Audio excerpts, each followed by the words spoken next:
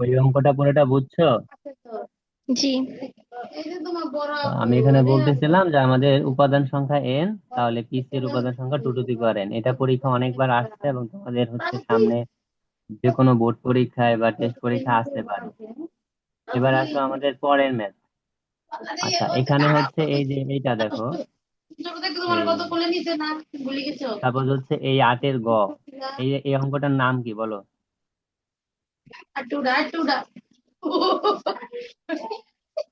এটা হচ্ছে কার্তেশীয় গুণজ, ঠিক আছে? কি? এখন এইটা, এই সেটটার নাম কি বলো? এই যে পি ইউনিয়ন কিউ ইন্টু আর, আমি এটা জানি নির্ণয় না। করতে হবে। এটার নাম কি?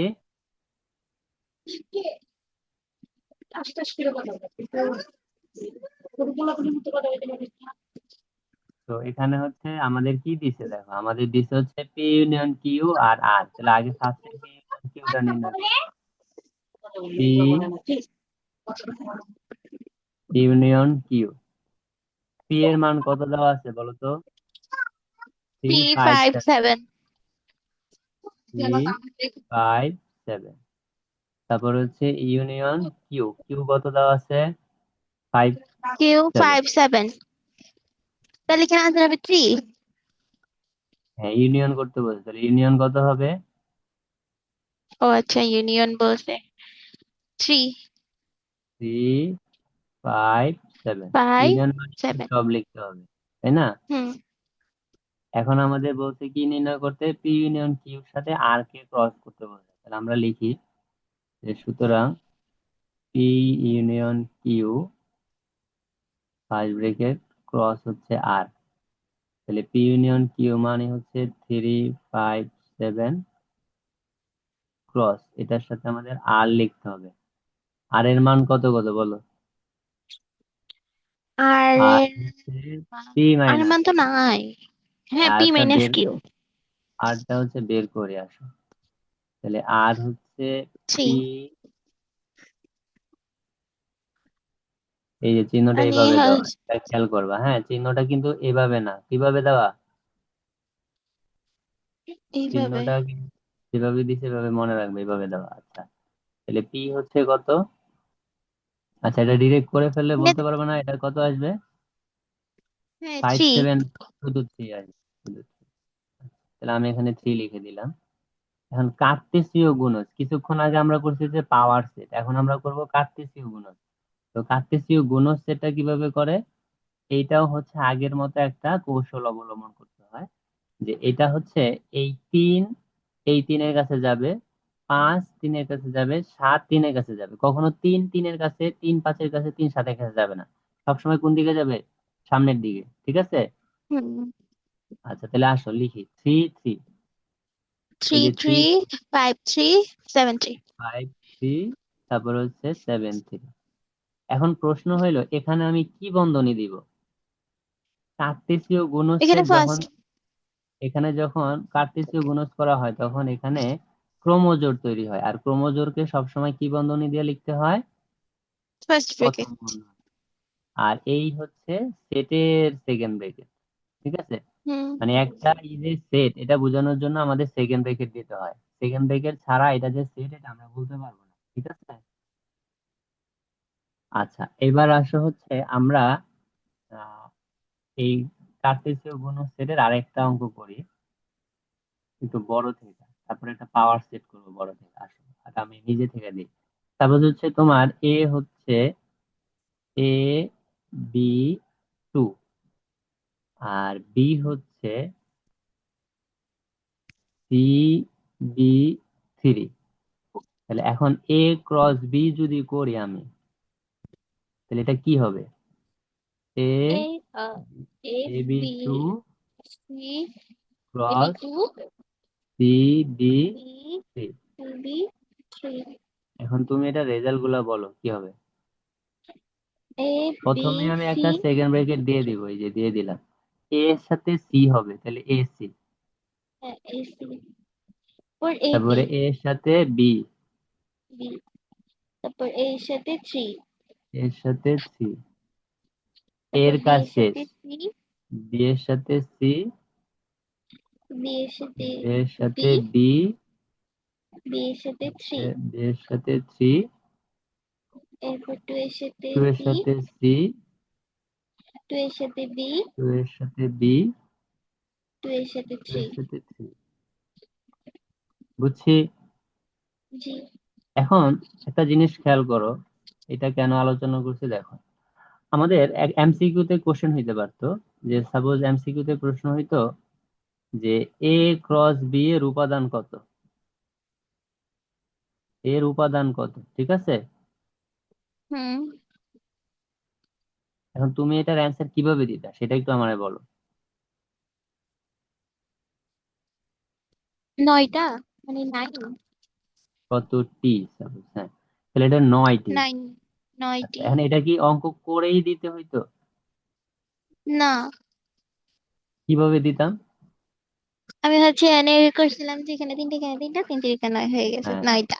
হ্যাঁ, আমাদের অঙ্কটা আসলে মূলত এভাবে করতে হবে। যেমন ধরো আমাদের আরেকটা অঙ্ক দিলাম যে এ বি সি ডি ই, হ্যাঁ, আর হুম। বি দিলাম হচ্ছে সাপোজ হচ্ছে 1 2 3 4 6 7 8। অনেক বড় একটা অঙ্ক দিয়ে আমি তোমাকে বললাম এ ক্রস বি এর উপাদান কত। 35টি। উপাদান কতটি?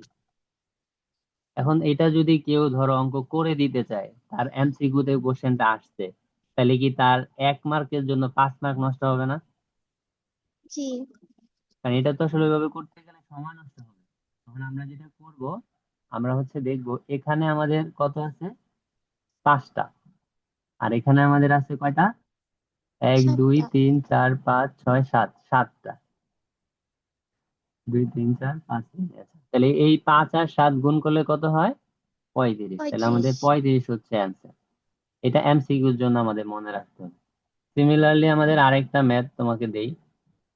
যেমন ধরো যে আমাদের এ একটা সেট, এই সেটটা হচ্ছে এ বি সি, তারপর হচ্ছে 5, হ্যাঁ।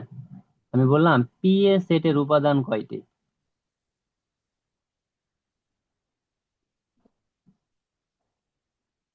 5টি, না না 6টি।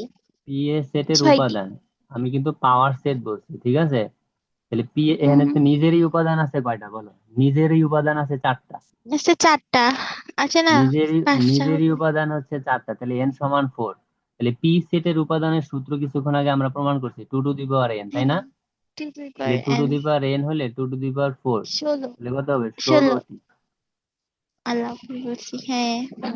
বুঝতে পারছি, এভাবে করব। জি। এখন তোমাকে আরেকটা তথ্য দিই, সেটা হচ্ছে যে ধরো একটি সেটের শক্তি সেটের উপাদান, শক্তি সেটের উপাদান 8, তাহলে ওই সেটের উপাদান কয়টি? ওই সেটের উপাদান কয়টি? অ্যান্সারটা কি হবে ভাবে বলো। এটা হচ্ছে সিম্পল, দেখো তুমি কিভাবে করবা, তুমি জানো সূত্র হচ্ছে 2 টু দি পাওয়ার এন, তাই না? আমি 2 টু দি পাওয়ার এন এর মান তোমার দিয়ে দিছি, কত দিছি, 8 দিয়ে দিছি না? 8। তাহলে তুমি জি। এবার এটাকে সূচকে কনভার্ট করো, 2 to the power N = 2 to the power 3। তাহলে উভয় পাশে বেস কাটা গেল, এন সমান কত, 3। আচ্ছা, 3, হ্যাঁ। তাহলে আমাদের এইটার মূল সেটের উপাদান হচ্ছে কত, 3টা। 3। তাহলে এরকম তিনটা। এরকম উল্টা কোশ্চেন আসতে পারে না? জি। আচ্ছা, এবার আরেকটা তথ্য দেখো, সেটা হচ্ছে উপসেট। কি সেট? অপোজিট। উপসেট, আর একটা হচ্ছে প্রকৃত উপসেট। এই প্রকৃত উপসেট বা প্রকৃত কথার অর্থটা একটু ভালো করে খেয়াল করো। যখনই প্রকৃত কথা বলবে তখনই তুমি মনে রাখবা নিজে বাদে, মানে নিজেকে বাদ দিয়ে হিসাব করতে হবে। নিজে বাদে। বিষয়টা কিরকম? যেমন ধরো আমাদের এই এ হচ্ছে একটা সেট, তারপর এটা হচ্ছে এ, বি, সি, তারপর হচ্ছে ডি, একটা বড় অঙ্কই নিলাম। তা আমি বললাম এটার উপসেট কত, কি এর উপসেট গুলো লিখো, উপসেট গুলো লিখো, ঠিক আছে? হুম এখন এটা কিভাবে করব? এটা হয় একেবারে সিম্পল। এটা হচ্ছে আসলে শক্তি সেটই। কোনো একটা সেটের উপসেট নির্ণয় করা আর শক্তি সেট নির্ণয় করা একই, শুধু একটু পার্থক্য আছে, আমি পার্থক্যটা বলতেছি।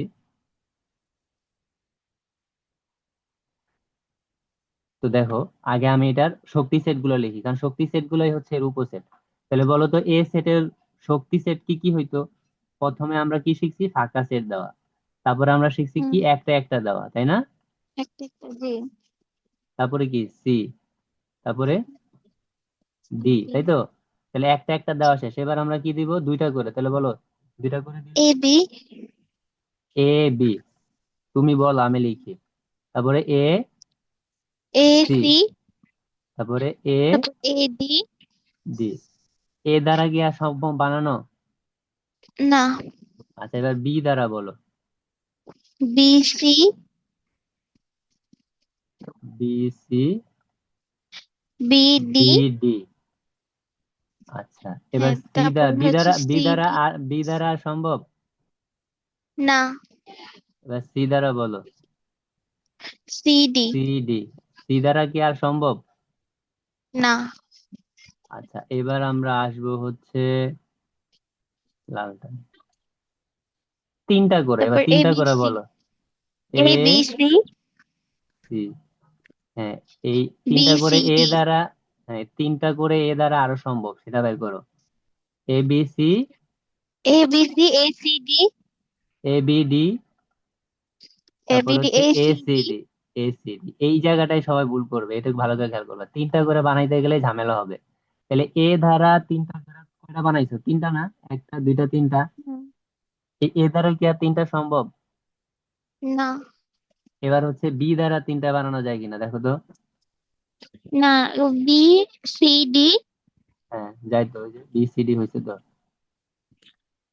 হয়েছে না? তারপর হ্যাঁ আর কি বি দ্বারা তিনটা করে বানানো সম্ভব? না এবার হচ্ছে চারটা করে, তাহলে চারটা করে মানে কি? এ বি সি ডি আচ্ছা, এটা একটু করে দাও। এটাই তো আমাদের মেন প্রশ্ন এখানে, হ্যাঁ। এটা কালো এ বি সি ডি, তাহলে চারটা করে তো ও ছাড়া আর নাই আছে। না আচ্ছা, এখন আমি যেগুলো বলবো মনোযোগ দিয়ে শুনবা। প্রথমে আমি বলছি যে কোন একটা সেটের শক্তি সেটের যে যে উত্তর, উপসেটের উত্তর তাই। এখন তাহলে শক্তি সেট আর উপসেটের মধ্যে পার্থক্য কোথায়? পার্থক্য হচ্ছে এই উপসেট কথাটা যখন বলবে তখন এখানে আমাদের একটা, এই যে বড় একটা সেকেন্ড রেখে দিতে হবে শেষে, মানে ওই সবগুলারে আবার একটা কিসের ভিতরে লিখতে হবে? ব্রিকেট সেকেন্ড ব্রেকেটের ভিতরে লিখতে হবে। এই পার্থক্য বুঝছো? জি এইবার আসো, মানে শক্তি সেটের কথা বললে এটা আর দিতে হইতো না। শক্তি সেটের কথা বললে এই যে এতটুকুই উত্তর, শুধু এই সেকেন্ড ব্রেকেটটা দিতে হইতো না, কিন্তু এখন আমাদের দিতে হয়েছে। এখন কথা হইলো ওই যে প্রকৃত উপসেট কোনগুলা। আচ্ছা, তার আগে আরেকটা বিষয় বলি। তা আমি যদি তোমাকে বলি যে এ সেটের উপাদান হচ্ছে এই যে এবিসিডি, তাহলে এর উপসেট কয়টা হবে? তাহলে কি তুমি যে two to the power n সূত্রটা বের করতে পারতো না? হুম তাহলে বলো তো two to the power n করলে কত হবে এটার জন্য? 16 হবে না? 16 জি এখন দেখো তো এখানে 16টা আছে কিনা, গুনো। এক দুই তিন এক চার দুই পাঁচ তিন চার পাঁচ ছয় সাত ছয় আট সাত নয় দশ আট নয় 11 দশ 12 13 14 15 16 হয়েছে। 16 হ্যাঁ আচ্ছা, এবার আমরা দেখব প্রকৃত উপসেট। এই এ এর প্রকৃত উপসেট যদি বলে প্রকৃত উপসেট গুলো লিখো, তাহলে আমি এখানে কি লিখছি? প্রকৃত উপসেট যদি বলে তাহলে কি লিখছি বলো? তাহলে বলছি যে আমি নিজেকে বাদ দিয়ে বাকিগুলো লিখবো। হুম নিজেকে বাদ দিয়ে বাকিগুলো এখন নিজেকে বাদ দেওয়া মানে এই 16টার মধ্যে কোনটাকে বাদ দেওয়া? এটারে না, এ বি সি ডি কে। এটাকে না বাদ দেওয়া, জি, এটাকে যদি বাদ দেই তাহলে আমাদের থাকবে কয়টা? থাকবে হচ্ছে 15টি। 15টা। 15টা, এই 15টা কি আর লেখার দরকার আছে? লিখতে পারবা না তুমি? হ্যাঁ। আচ্ছা, এখন আমাদের যদি কখনো পরীক্ষা এমসিকিউতে আসে যে কোন একটি সেটের প্রকৃত উপসেট কয়টি, তাহলে তুমি সূত্রটা লিখবা এভাবে: two to the power n minus one. তার মানে two to the power n দেওয়া মানে হচ্ছে শুধু প্রকৃত, শুধু উপসেট বা শুধু শক্তি সেট। কিন্তু যদি বলে যে প্রকৃত উপসেট কত, তাহলে হবে two to the power n minus one. N থেকে কিন্তু এক বিয়োগ না, বিয়োগটা হচ্ছে টোটালটা থেকে। এই যে দেখো কিভাবে কাজ করছে, আমাদের অঙ্কে এন এর মান কত ছিল? 4, তাই না? হুম, তাহলে টু টু দি পাওয়ার 4 মানে হচ্ছে 16, 16 থেকে এক গেলে কত? 16। 15। বুঝতে জি। পারছো? তাহলে হ্যাঁ। যদি বলে শক্তি সেট কতটি বা উপসেট কতটি, তাহলে সূত্র হচ্ছে two to the power n. কিন্তু যদি বলে প্রকৃত উপসেট কতটি, তাহলে হবে two to the power n minus one. N মানে মাইনাস ওয়ান। টোটাল যতগুলা হবে তার থেকে এক বিয়োগ হবে। কথা বুঝছো? জি। হ্যাঁ, এখানে একসাথে আমি 4-5টা তথ্য তোমার সাথে শেয়ার করছি, ঠিক আছে? এখন আসো, আমরা হচ্ছে এখানের এই 9 নাম্বার ম্যাথটা নিয়ে একটু আলোচনা করি। 9 নাম্বার ম্যাথে কি বলছে দেখো, যে 35 এবং 45 এর সকল গুণনীয়ক এসে। এখন আসো এখানে একটু আলোচনা করি, কত কত 35 এবং 45। এবং আমরা লিখবো 44। যে 35 এর গুণনীয়ক। এখন বলো তো গুণনীয়ক কিভাবে বের করো তুমি? আম,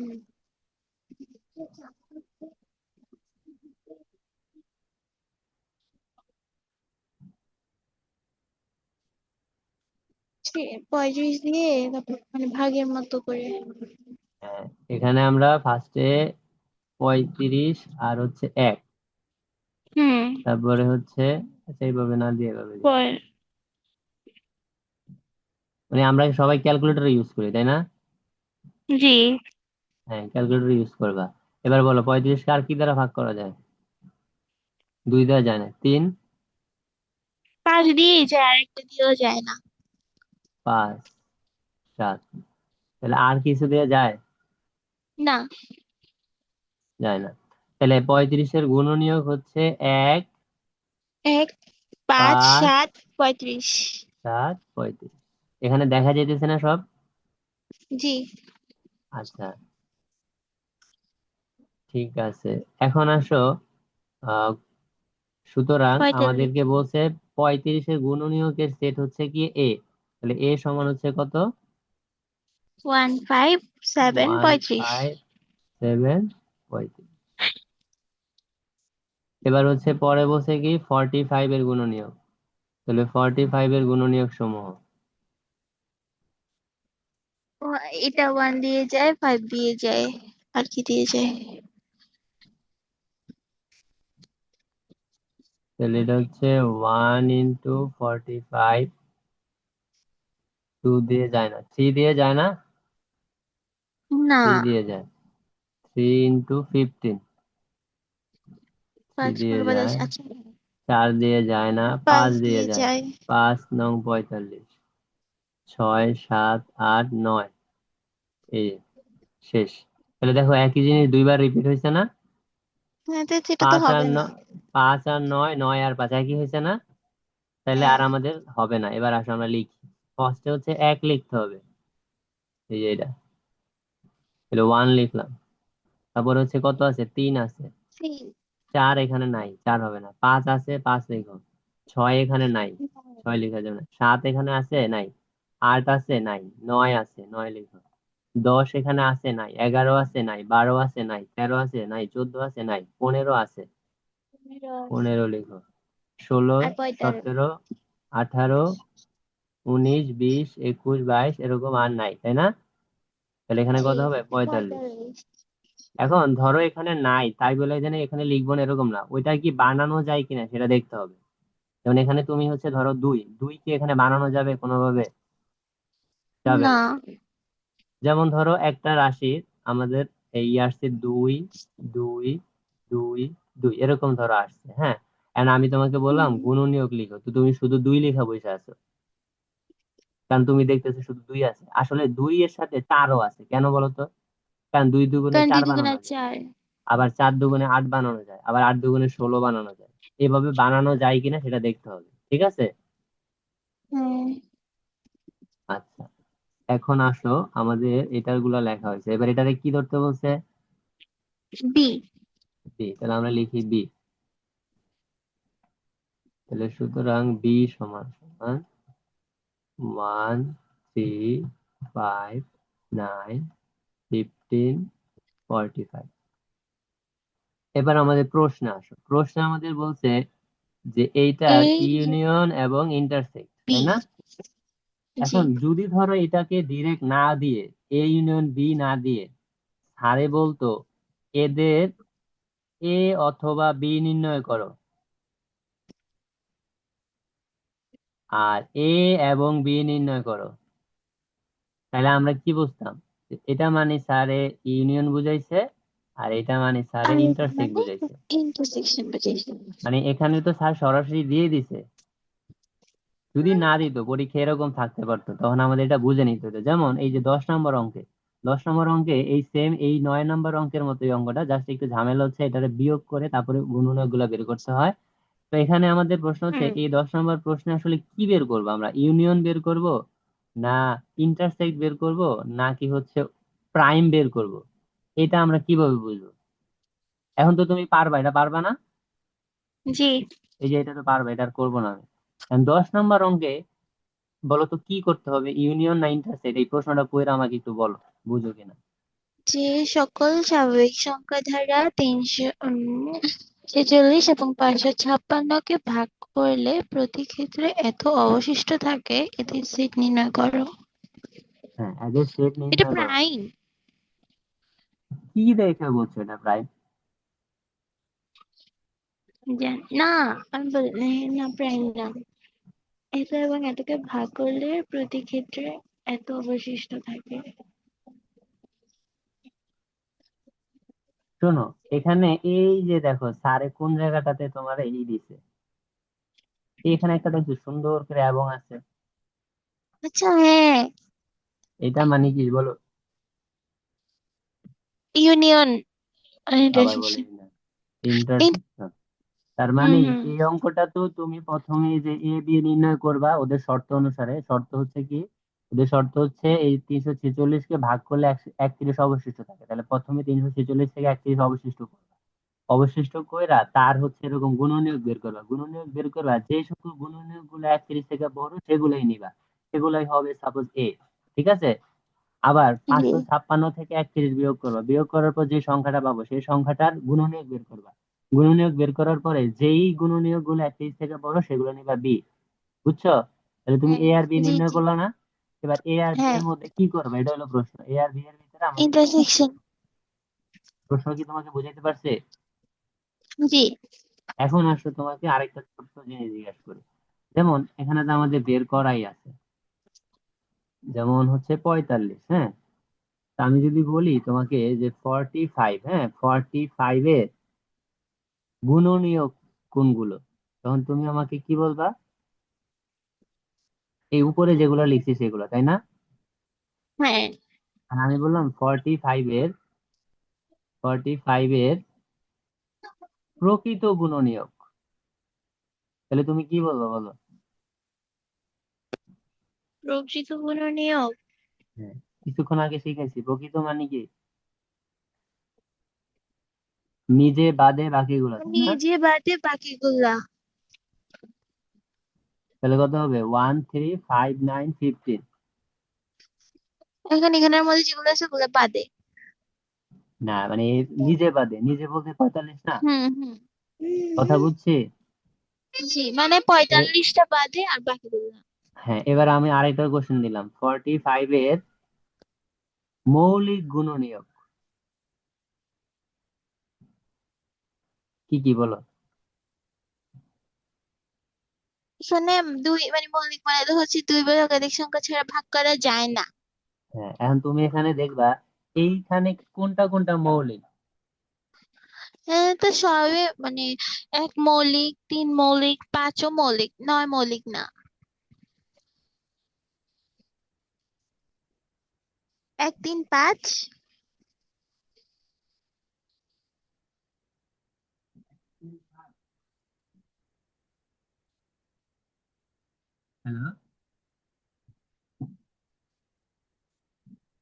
কথা শুনতেছো?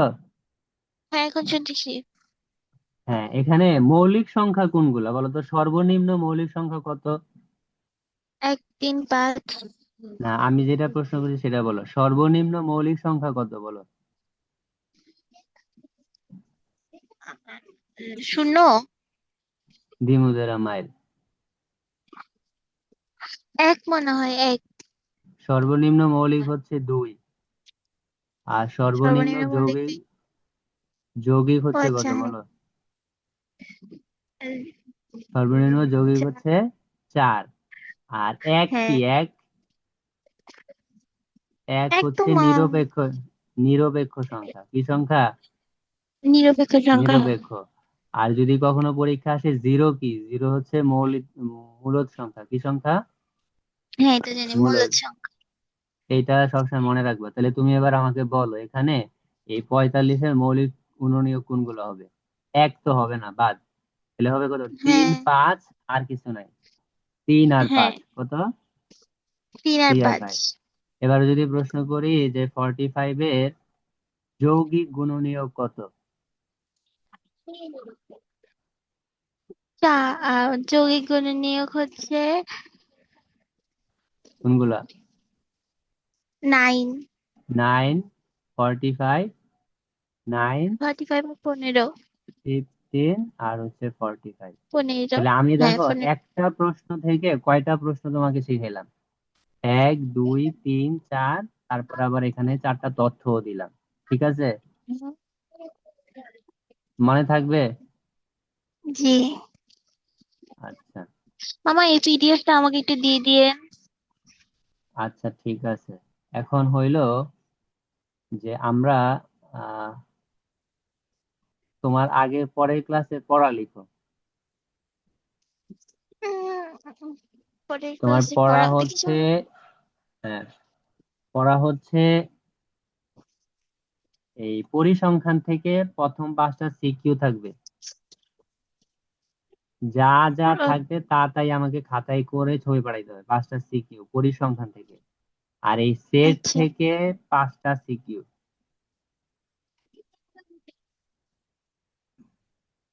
ঠিক আছে? এটা তোমার পড়া। জি। আর আরেকটা বিষয় হচ্ছে, তোমাকে একটু আলোচনা করি, সেটের অঙ্ক করতে গেলে এই বেসিকটা লাগবে। সেটা হচ্ছে যেমন ধরো আমাদের একটা সেট হচ্ছে ইউ, হ্যাঁ?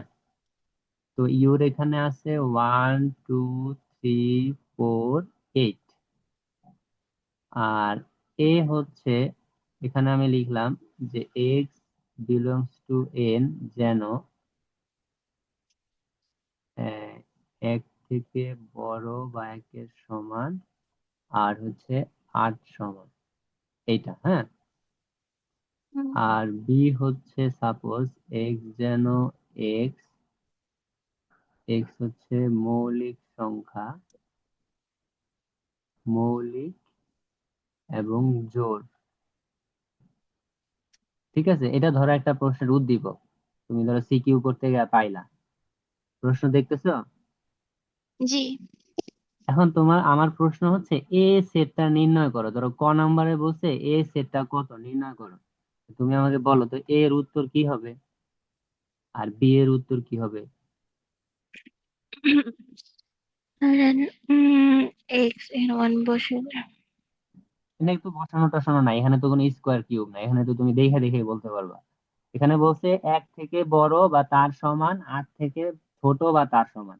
তাহলে তুমি এক বলো তো থেকে আট পর্যন্ত হবে না? আচ্ছা আচ্ছা, তাহলে তুমি আমাকে বলতেছো যে এখানে 1 থেকে 8 পর্যন্ত, 1, 2, 1, 2, 3, 4, 5, 6, 7, 8 এই পর্যন্ত হবে, তাই তো? হ্যাঁ। আচ্ছা, একটু খেয়াল করো, যদি আমি এখানে ইকুয়ালটা উঠাই দিতাম তাহলে অ্যান্সার কি হতো?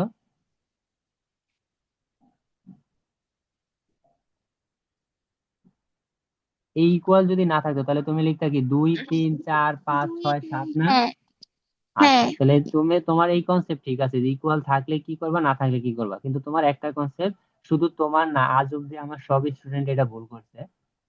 তো দেখো, এখানে 2015 সালে, মানে আমি যে বছর হচ্ছে পরীক্ষা দিছি, ঢাকা বোর্ডের একটা কোশ্চেন তুমি দেখবা, এই ঝামেলা যুক্ত একটা কোশ্চেন দিছিল বোর্ড পরীক্ষায়। তো তখন এখানে যা যা হয়েছে, এই যে আমাদের এখানে লেখা আছে ইউ, এই যে ইউ কে বলা হয় মাদার অফ সেট। ঠিক আছে, মানে ও হচ্ছে হুম। মা, আর এরা হচ্ছে তার সন্তান। ঠিক আছে, জি। এখন দেখো তো মায়ের ভিতরে কি কি আছে, 1 2 3 4 আর 8। মায়ের ভিতরে কি 5 আছে, 6 আছে, 7 আছে?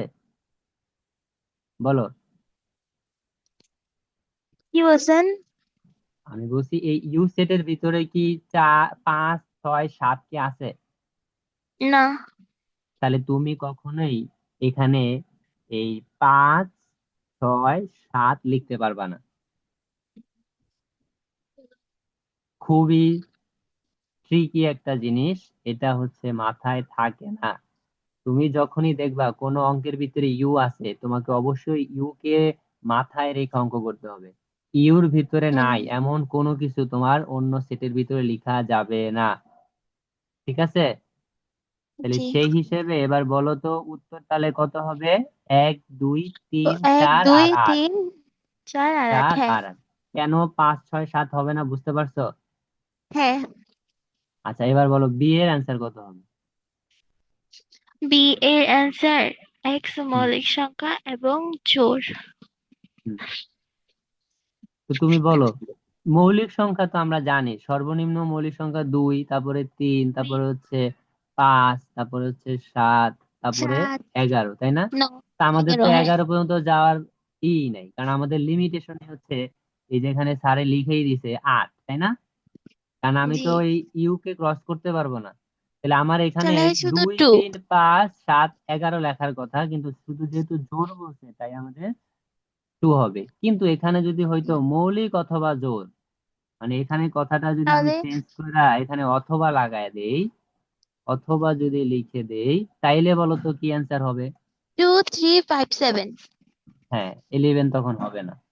ঠিক আছে, আচ্ছা এইটা গেল একটা বিষয়। আর সময় আছে কতটুকু দেখি দাঁড়া।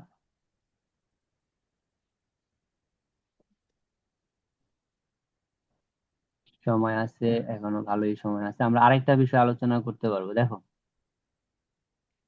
ধরো আমার একটা সেট পি, ঠিক আছে? জি। তো পি সেটটাকে এভাবে স্যারে লিখছে, x² - 5x + 6 = 0। ঠিক আছে, এখন এটা থেকে হুম। স্যার বলছে যে পি সেটটা নির্ণয় করো। মানে এটা আমরা কিভাবে করবো? এটা কি x² - 5x + 6? হ্যাঁ, = 0, এটা দেওয়া আছে। তাহলে আমরা যেটা করব, প্রথমে এখানে খেয়াল করব, সবসময় এই জায়গাটা খেয়াল করবে, এখানে কি দেওয়া আছে? x বিলংস টু কি n, হ্যাঁ? তা আমরা এন। দেখো এই অঙ্কটা যেভাবে করবো, আমরা হচ্ছে এই অংশটাকে উঠায় নিয়ে আসবো, x² - 5x + 6 = 0। তো আমি যদি তোমাকে বলতাম যে এখান থেকে আমাকে x এর মান বের করে দাও, তাহলে তুমি কি বলতা? মিডল টার্ম করবো, তাই না? হুম। তাহলে এটার মিডল টার্ম কত হবে? 6 কে ভাগ করা যায় 2 আর 3, এবার বলো 2 আর 3 কে যোগ করলে 5 হয় না? তাহলে তো আমরা হ্যাঁ। পেয়ে গেছি x² - 3x - 2x + 6 = 0। কেন? কারণ এখানে 2 আর 3 দুইটাই 5 থেকে ছোট, জন্য দুজনের আগে কি হয়েছে? মাইনাস হয়েছে। এটা নিয়ে তোমার হুম। সাথে আলোচনা করছিলাম এর আগে, হ্যাঁ? আচ্ছা, তাহলে x - 3, তারপরে -2 কমন -3 নিলে যোগ x - 3। x - 3 = 0। তাহলে এখান থেকে হচ্ছে x - 3, তারপর হচ্ছে x - 2 = 0। এবার হচ্ছে হয় অথবা, তাহলে হয় x = 3, অথবা x = 2। এখন খেয়াল করো, এতটুকু করার পরে তুমি দেখবে এখানে যে 3 আর এখানে যে 2, এটা কি তোমার এই স্বাভাবিক সংখ্যার ভিতরে আছে কি নাই সেটা বলো। আছে। আছে, তাহলে উত্তর হচ্ছে এই 2 আর 3। তাহলে পি সেটের হুম। অ্যান্সারটা হচ্ছে 2 আর 3। 2 আর 3। এবার দেখো, হ্যাঁ এবার দেখো, যদি ধরো আমাদের প্রশ্নটা এরকম হইতো, হ্যাঁ,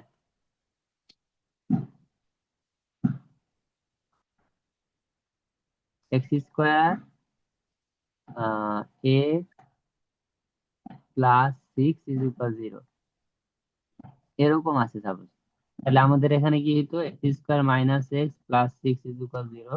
তখন আমরা যখন মিডল টার্ম করতাম তখন এখানে হয়তো 2 আর 3 তো হইতো, তাই না? এখন 2 আর 3-এর মধ্যে কার জি। আগে কি দিতাম বলো? আগে দিতাম হচ্ছে 3, আগে আর দিতাম তারপরে দিতাম 3। হচ্ছে 2x টু। -+6 = 0। কেন দেখো, আচ্ছা সরি, এখানে তখন মাইনাস থাকতো। হ্যাঁ, হ্যাঁ। তো এখানে একটা মাইনাস থাকবে তখন।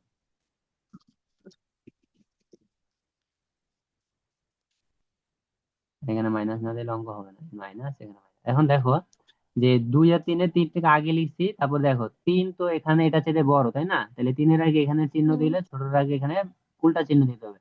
এবার আমরা হিসাব করে দেখি, 3 আর 2 থেকে 1 গেলে -x, এবারে দুইটা গুণ করলে প্লাসে মাইনাসে -6x²। এটা আমাদের গুণফল কি 6x² মিলছে না মাইনাসের? হুম। আচ্ছা, তাহলে আমাদের মিডল টার্ম ঠিক আছে। এখন আমরা হচ্ছে এখান থেকে কমন নিলে পাবো এক্স, এখান থেকে পাবো -3, তারপর এখান থেকে কমন নিলে -3। পাবো 2, তারপর হচ্ছে x - 6 = 0। x-3। 3 হবে। 6 না তো 3। হ্যাঁ, আচ্ছা তাহলে আমরা কি পাইলাম, x - 3 কমন নিলাম, আর এখান থেকে পাইলাম x+2 x+2 = 0। এখন 0। x সমান আসবে হচ্ছে 3, মানে হয় অথবা লিখলে, আর এখান থেকে আসবে হচ্ছে কি x সমান হচ্ছে -2, তাই না? -2 জি। এতটুকু বুঝছো? এখন তুমি আমাকে বলো, এখানে 3 কি তোমার সেই স্বাভাবিক সংখ্যার ভিতরে আছে না? হ্যাঁ। এই যে, কিন্তু -2 কি স্বাভাবিক সংখ্যার ভিতরে আছে? না। তাহলে আমাদের এখানে অ্যান্সার হবে শুধু 3। তাহলে আমি জি। আসলে তোমাকে কি বুঝাইতে চাইছি সেটা কি বুঝছো? হ্যাঁ।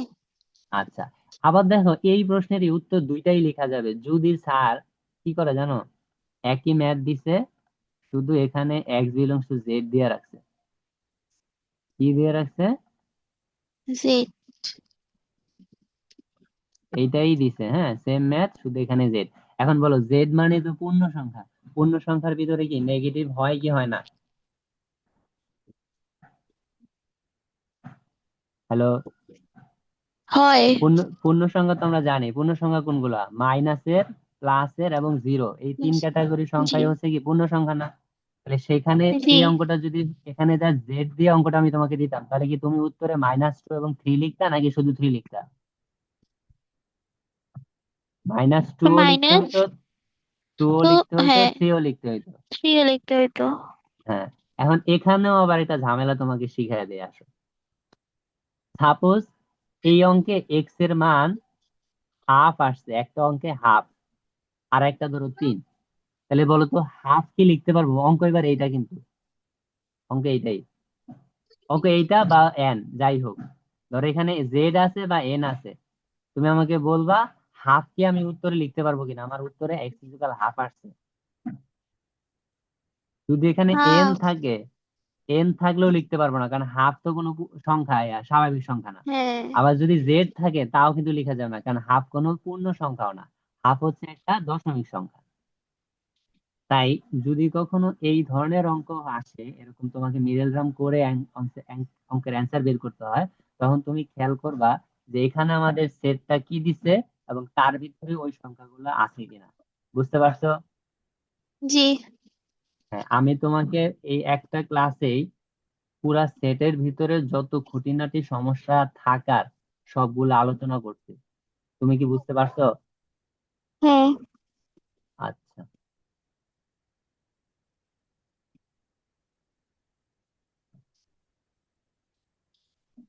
দেখি তো তুমি একটা এমসিকিউ প্রশ্নের উত্তর দাও তো। আচ্ছা।